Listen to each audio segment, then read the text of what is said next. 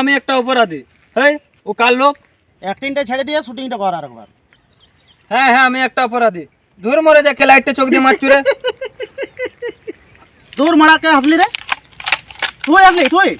হ্যাঁ না মানে স্যার, হ্যাঁ না।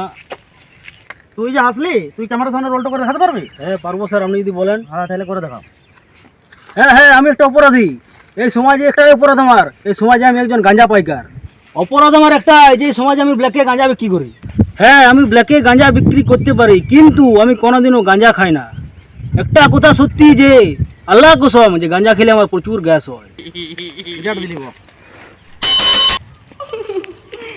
আজকে আমি সিনেমায় চান্স পেয়েছি। এই জীবন আমি 3বার প্রথম খুশি হলাম জানিস।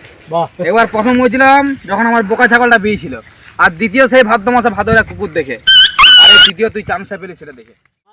না হয় না কেষ্টদা। যেখানে আমার 50-100 টাকা রোজগার, সেখানে বাবু মশাই হার্নিয়া অপারেশনটা আমি করাবো কি করে? দেখ রে দেখ কত কি হয়, তারপর তোর কেষ্টটা আছে নাকি? ওটা তো কি করে হবে? তোর দুটো পাঠি ছাগল আছে, ওটা বিকে দিবি। দুটো পাটি ছাগল তো আছে আমার।